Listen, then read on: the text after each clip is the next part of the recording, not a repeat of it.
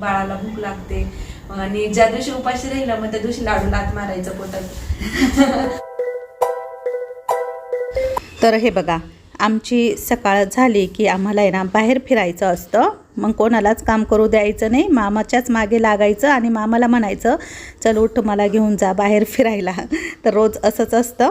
तर चला, सकाळी सकाळी पूजा स्टडी करते. कसं तरी लाडूला झोपी लावलं.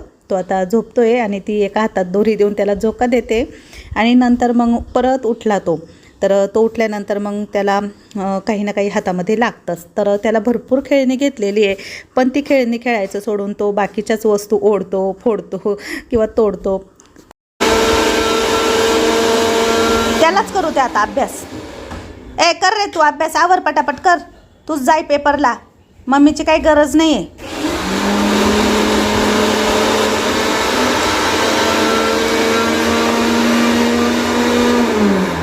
लाडू लाडू बाळा, फाटल ते बाळा. इकडं बघ बाळा. लाडू पायाखाली अटकलीशीस पेन्सिल. लाडू बाळा, तुला कलाचा अभ्यास सोन्या शाळेत जायचं तुला पिल्लू. मॅडम शिकवायचं सोडून तुलाच उचलून घेतील असंच वाटतंय मला. अगं मॅडम शिकवायचं सोडून याला उचलून घेऊन खेळवायला असं म्हणते मी. तुला एवढं गोड बघून मग मॅडम तुला उचलून गेलं बसन तुझ्यासोबत गप्पा मारत, असं बोलते मी. कल कल तू कल तू कल.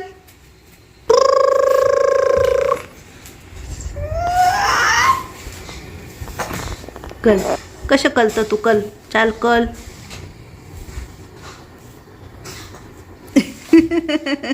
लागल बाळा तुला. तर हे बघा, लाडू आता 8 महिन्याचा होऊन गेलेला आहे. आता तो स्वतःहून काही वस्तूला धरून उभा राहायचा प्रयत्न करतो. तर स्वतःला सांभाळत असा उभा राहण्याचा प्रयत्न करत असतो. आता तो थोड्या दिवसात गुडघ्यावरती पण चालायला शिकेल. आणि पूजा स्टडी करायला खालीच बसलेली होती, तर तिला काही तो अभ्यास करू देत नाही, तर त्यालाही तिच्यासोबत करायचा असतो, असं काही आहे. त्यानंतर 5-5:30 वाजले होते. तर संध्याकाळची छोटीशी भूक भागविण्यासाठी आम्ही मस्त भेळीचा खाऊ आणला आणि धन्विकला पण थोडेसे मुरमुरे दिले पूजाने. मसाल्याच्या नाही दिल्या, थोड्याशा फिक्यावाल्या. आणि आमच्या सिन्नरमध्ये ना भेळ खूप फेमस आहे. आठवड्यातून एकदा तरी आम्ही आणतो आणि खातो. भेळीमध्ये कांदा, मिरची, लिंबू, कोथिंबीर सर्व काही टाकल्यानंतर भारी लागते. पण कैरी आता मिळते, तर कैरी कापून मस्तच लागली होती. हाय हॅलो सर्वांना, शुभ संध्याकाळ. संध्याकाळ झालेली आहे, 6:30 वाजले. लाडू मगाशी झोपी गेला. खेळून खेळून खूप दमला होता आणि दिवसभर आम्ही लाडूच करत होतो. हे बघा, मेथीचे लाडू आहे, हरी खोबऱ्याचे पॅक केले, अजून हे पॅक करायचे बाकी आहे. आणि मी बसली, म्हटलं थोडासा आराम करू.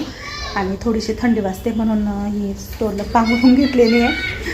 काल खूप पाऊस झाला आमच्याकडे, पण आज पाऊस काही झाला नाही. पण वातावरण अगदी असं मस्त फ्रेश आहे, ऊन अजिबात पडलं नाही आणि छान असं गारगार वाटतं आहे. पंखा चालू आहे ना, त्यामुळे थोडीशी थंडी वाजते. पूजा पण फ्रेश होऊन आली आहे.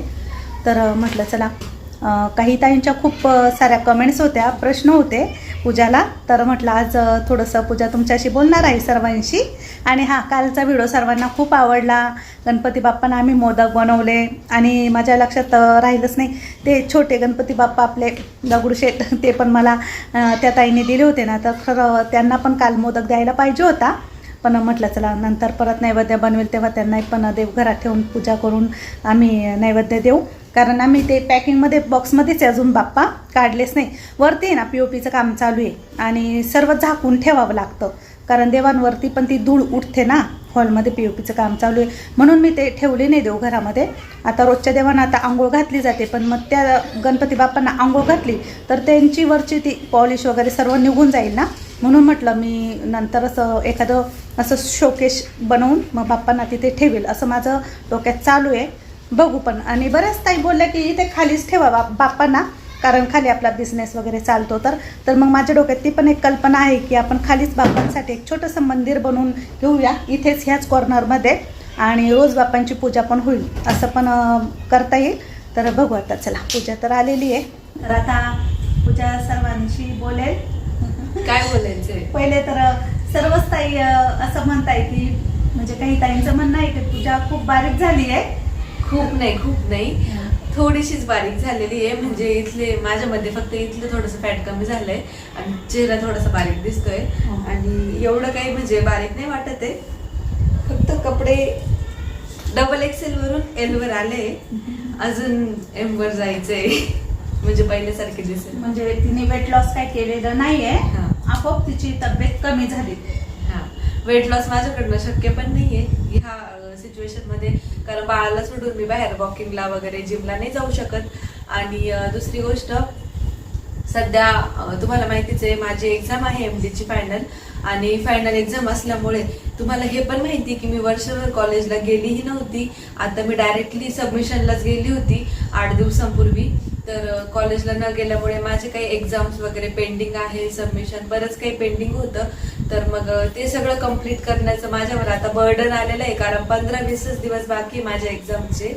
आणि 15-20 दिवसामध्ये मला ते सगळं कम्प्लीट करून स्टडी पण करायचं आहे, प्लस लाडूला पण सांभाळायचं आहे. मग खूप असं स्ट्रेस आलेला आहे. माझं असं आहे की एखादं काम जर हातात घेतलं ना तर ते जेपर्यंत ते कम्प्लीट होत नाही ना तोपर्यंत माझं डोक्यामध्ये टेन्शन असतं.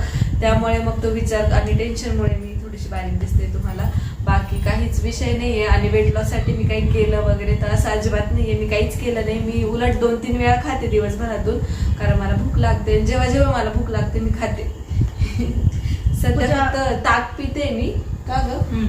पूजा चालू आहे त्यामुळे. हॉस्टेलला जेव्हा राहायची ना तेव्हा पण ती तिकडे बारीकच राहायची. तिची तब्येत कधी सुधरतच नव्हती. तिकडे आली का सुट्ट्यांमध्ये मग ती जरा थोडीशी टेन्शन फ्री असायची अभ्यासातून, आणि नंतर मग तिची तब्येत व्यवस्थित व्हायची. परत हॉस्टेलला गेलो, परत तिथं ते बोरिंगचं पाणी, परत ते मेसचं जेवण वगैरे ते असायचं. पण तरी हॉस्टेलला मी म्हणजे मला असं काही नाही की मी कधी काही असं विचार केला की नाही हेल्दीच खायचं, फॅटी फूड खायचं नाही, बाहेरचं खायचं नाही वगैरे. तर मी बाहेरचं पण खायची, मेसचे पण डबे खायची. त्यानंतर सकाळी चहा नाश्ता व्हायचा 8-9 वाजता. त्यानंतर 12-1 वाजता जेवण व्हायचं. 4 वाजता परत चहा आणि नाश्ता वगैरे कॅन्टीन मध्ये असं काहीतरी खाल्लं जायचं.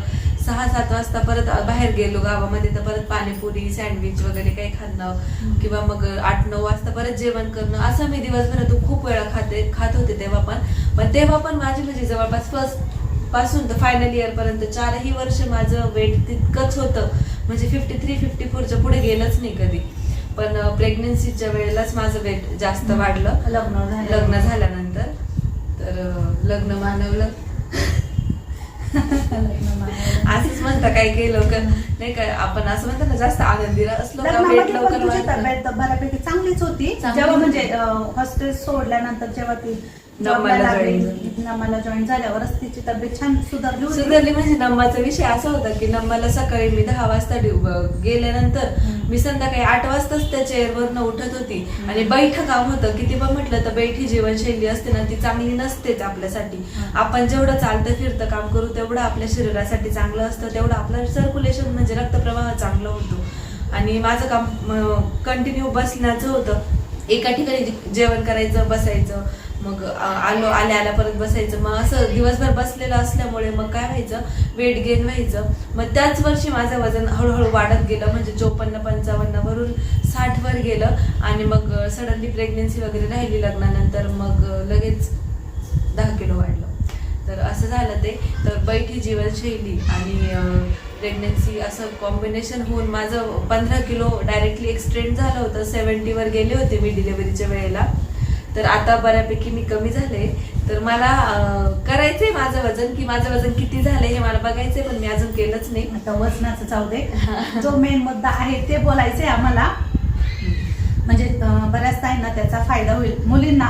कारण आता पूजा प्रेग्नेन्सीमध्ये स्वतःची काळजी कशी घ्यायची, बाळाला हेल्दी बाळ होण्यासाठी ती काय काय खायची, तर म्हटलं थोडक्यात ती तुम्हाला सर्व सांगेल. पहिल्या महिन्यापासून ते 9व्या महिन्यापर्यंत तिने काय घेतलं, काय खाल्लं आणि काय काय करत होती, व्यायाम वगैरे, योगासन वगैरे काय करत होती का, ते सर्व काय ती बोलेल. तर प्रेग्नेन्सीच्या 9 महिन्यांमध्ये मी ऑलमोस्ट सगळे फळं खाल्ले. म्हणजे इवन नाश्ता वगैरे, नाश्त्याच्या टायमिंगला पण मी फ्रुट्सच खात होती. आणि सकाळी म्हणजे माझं रुटीन असं होतं ना की सकाळी आपण जो आपण फ्रेश वगैरे झाल्यानंतर सर्वात आधी मी देवघरामध्ये बसणार आणि देवघरामध्ये बसल्यानंतर आहे ना मग आपलं कालभैरवाष्टक, गणपती स्तोत्र, हनुमान चालिसा, तर असं माझं रोजचं रेग्युलर रुटीन होतं. ते वाचायचंच, देवाची प्रार्थना करायची, मग पोटावर हात ठेवून आपल्या बाळाला आशीर्वाद द्यायचे. कारण आपण म्हणतो ना की आईचा आशीर्वाद सगळ्यात श्रेष्ठ असतो. तर मग धनवान भव, बलवान भव, आयुष्मान भव, निरोगी भव असे आशीर्वाद मी बाळाला द्यायचे. पूर्ण 9 महिने मी हे केलं. तर त्यानंतर मग 9-9:30 वाजता दूध प्यायची ग्लासभर सकाळी. तर दुधामध्ये मी केशर टाकायचे. तर सुरुवातीचे 2-3 महिने मी केशर नव्हतं टाकलं, नॉर्मल आपलं दूधच पित होती. 5व्या-6व्या महिन्यानंतर मी केसर टाकायला लागले, कारण केसर गरम असतं ना त्यामुळे. आणि त्याच्यानंतर दूध पिलं की दूध पिल्यानंतर मग अर्धा-1 तास मी फ्रूट खायची. मग रोज एक फ्रूट सकाळी, ॲपल म्हणा किंवा दुसरं कोणतंही फ्रूट खायची. आणि एका वेळेस एकच फ्रूट खायचं असतं, कारण कॉम्बिनेशनमध्ये मग त्याचं ॲसिड वगैरे बनतं पोटामध्ये, तर मग पॉयझन पण तयार होतं. त्यामुळे मग एका वेळेला एकच फ्रूट खायचं. तर मग 10-11 पिरियडमध्ये एक फ्रूट खायची. मग 12-12:30 वाजता जेवण करायचं. मग आपली भाजी चपाती. आणि माझ्या जेवणामध्ये मला असं काही नाही की मला कोणती भाजी आवडत नाही वगैरे, मला सगळ्या भाज्या आवडतात. तर हिरव्या पालेभाज्या असो किंवा काही असो. तर जेवण वगैरे केल्यानंतर मग 2 तासानंतर आम्ही परत एकदा दुपारी ज्यूस वगैरे बनवायचो. तर आता तुम्हाला माहिती आहे आमचं फ्रूटचं दुकानच आहे, त्यामुळे रोजच आमच्या घरात कोणता ना कोणता फ्रूटचा ज्यूस बनायचाच. आणि असं नाही की मी प्रेग्नेंट आहे म्हणून फक्त माझ्यासाठी, तर सगळ्यांसाठीच आम्ही तो ज्यूस बनवायचो. तर समजा संत्रीचा, ऑरेंजचा ज्यूस बनवला तर मग बनवतानाच 4-5 ग्लास बनवायचा, जेणेकरून सगळ्यांना थोडा थोडा घेता येईल वगैरे असं. 4-5 वाजता मिस्टर आल्यानंतर ते मला परत, त्यांना असं वाटायचं की मी फ्रूट खाल्लंय की नाही, ते परत त्यांच्या डोळ्यासमोर मला परत एक फ्रूट खायला द्यायचे. असे मी ऑलमोस्ट म्हणजे ड्रॅगन फ्रूट म्हणा किंवा आपलं सगळेच फ्रूट खाल्ले मी, फक्त केळी नाही खाल्ली. सर्वात जास्त नारळ तर खूप पिलं मी. दिवसाआड 2 दिवसात एकदा नारळ पाणी. तिला असं वाटायचं नारळ पाणी पिल्याने बाळ छान मस्त होईल. माझ्या मिस्टरांचं होतं असं की दही खात जा, नारळ पाणी पी, त्याच्यानंतर नारळाची मलाई असते, खोबरं असतं, त्याने बाळाचे डोळे एकदम सुंदर आणि एकदम बोलके होतात असं म्हणतात. बोलके आणि बाळ पण एकदम निरोगी आणि हेल्दी होईल असं. आपला बाळ तर आहेच छान, म्हणून मग तिने नारळ पाणी खूप पिले. आणि जेवणापेक्षा म्हणजे आपलं हेल्दी डाएट तर महत्वाचंच, पण जेवणापेक्षा मी हे फ्रुट्स ज्यूस फ्रुट्स आणि ज्यूस प्यायला मला पहिल्यापासून आवडायचंच. तर लग्नानंतर मी जास्तच फ्रुट्स खाल्ले, ज्यूस वगैरे पिला. आणि खारी खोबऱ्याचे लाडू, ते तर खूप खाल्ले. प्रेग्नन्सी मध्ये सुद्धा हिने खारी खोबऱ्याचे लाडू खाल्ले. असं म्हणतात की डिलिव्हरी नंतर खायचे, पण मी सुरुवातीपासूनच असं पण नाही की आता आपला लाडू आपले घरचेच लाडू आहे, त्यामुळे असं नाही की मला प्रेग्नन्सी राहिली म्हणून मी लाडू खाते. मी मम्मीच्या घरी आले, मला लाडू दिसला की मी लाडू उचललाच समजायचा. इव्हन आज सुद्धा मी 2 लाडू खाल्ले सकाळपासून. तर असं आहे.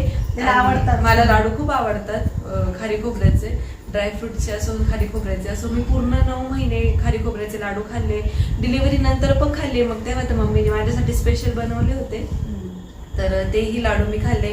इव्हन मी एका वेळेला 3 लाडू खाल्ले ना एका टायमिंगला, तरीही मला कधी त्रास झाला नाही आणि बाळालाही कधी त्रास झाला नाही. तर असं माझं खाण्यापिण्याचं रुटीनच होतं, चांगलं रुटीन होतं म्हणजे. आणि कधी कधी बाहेरचं पण खायचे मी, असं नाही की बाहेरचं खाल्लं नाही. 15 दिवसातून म्हणा किंवा महिन्यातून एकदा असं बर्गर, पिझ्झा ते पण खायची. ठीक आहे, अनहेल्दी होतं, पण कधी कधी क्रेविंग व्हायची गोड खाण्याची म्हणा किंवा तिखट खाण्याचं, कधी पाणीपुरी खाण्याची. तर जेव्हा जेव्हा मला क्रेविंग व्हायची तर मिस्टर मला बाहेरचं खायला घेऊन जायचेच. तर रात्रीचं पण जेवण झालं, वॉकिंगला वगैरे जायची. आणि वॉकिंग सगळ्यात महत्वाचं. मिस्टर आणि मी जेवण झाल्यानंतर आम्ही दोन्ही 100% जेवणानंतर वॉकिंगला जायचोच. आणि बाहेर असं जेवण झाल्यानंतर चालल्यावर पण जरा बरं वाटतं. तर मग ते एक रुटीन माझं छान होतं की रात्री माझी वॉकिंग वगैरे व्हायची. तर आणि मला अजून म्हणजे डॉक्टरनी काही मेडिसिन्स पण दिल्या होत्या, जसं फॉलिक ॲसिड टॅबलेट्स असतात, कॅल्शियम टॅबलेट असतात, त्यानंतर प्रोटीन पावडर वगैरे अशा मला काही मेडिसिन्सही दिल्या होत्या. तर त्या मेडिसिन ह्या प्रत्येकालाच दिल्या जातात, कारण जेव्हा आपल्याला बाळ म्हणजे आपल्या पोटात गर्भ असतो त्या गर्भालाही कॅल्शियमची किंवा फॉलिक ॲसिडची गरज असते आणि आपल्या शरीरामध्ये तितकं क्वांटिटीमध्ये ते नसतं. त्यामुळे मग बाहेरून आपल्याला सप्लिमेंट घ्यावे लागतात, जेणेकरून बाळालाही पोषक तत्व भेटतील आणि आपल्यालाही ते कमी पडणार नाही, जेणेकरून आपणही हेल्दी राहू आणि बाळ पण हेल्दी राहील. त्यामुळे मग मी मेडिसिन्स पण कंटिन्यू केल्या, की असं नाही की वेट वाढेल म्हणून मी मेडिसिन इग्नोर वगैरे केल्या, असं काही नाही. माझं वेट वाढतच चाललं होतं, तरी पण मी मेडिसिन वगैरे व्यवस्थित घेतल्या सगळ्या. खाणं पिणं पण माझं चांगलंच होतं, की असं नाही की वेट खूप वाढते म्हणून मी जेवण कमी करेल वगैरे असंही नव्हतं. माझं डेलीचं जेवणही चांगलं होतं, असं पोट भरेल इतकंच खात होते मी, असं नाही की एकच चपाती खाईल किंवा काय. तर जेवण चांगलं होतं पोटभर आणि मेडिसिन्स वगैरे पण, आणि बाकी फ्रूट्स वगैरे फ्रूट्सवर माझं जास्त हे होतं. फ्रूट्स वगैरे जास्त खाल्ले मी, ज्यूस वगैरे जास्त पिला. इव्हन प्रदोष वगैरे पण असायचा, तर मग दिवसभरातून आम्ही 1-2 वेळा ज्यूस करायचोच. असं पण नाही की खूप वेळ मी उपाशी राहील वगैरे, असं पण नाही, कारण मग बाळाला भूक लागते. आणि ज्या दिवशी उपाशी राहिला मग त्या दिवशी लाडू लात मारायचं पोटात. भूक लागली बदमाश होता बदमाशच झाला. तर मग ज्यूस वगैरे घ्यायचा, फ्रुट्स खायचे, तेच, बाकी काही नाही. बलवान किती झालाय, किती जड वस्तू असं उचलतो आणि फेकतो. हा, ते असतं, आपण आशीर्वाद द्यायचं आपल्या बाळाला रोज. आणि म्हणजे असं म्हणतात की आपण म्हणतो ना, देवापेक्षा आई श्रेष्ठ असते, तर देवता आहे श्रेष्ठ, पण आई पण असते. तर आईचा आशीर्वाद मुलांना म्हणजे कामच येतो, आणि आईचा आशीर्वाद असल्यावर कधीच कोणाला काही कमी पडत नाही. त्यामुळे सर्वात महत्वाचं आपण आपल्या बाळाला आशीर्वाद द्यायचे. तर ते मी केलं, आणि हे माझ्या मिस्टरांनी आणि माझ्या सासूबाईंनीच मला सांगितलं होतं की बाळाला आशीर्वाद देत जा म्हणून. आणि इव्हन मी रोज रात्री तो मंत्र आहे, कृष्णाय वासुदेवाय हरये परमात्मने प्रणतक्लेशनाशाय गोविंदाय नमो नमः, तर तो मंत्र मी लावायची फोनमध्ये. त्यानंतर बाळ झाल्यानंतर पण मी बाळाच्या कानात तो मंत्र म्हणायची. तर असं होतं माझं रुटीन.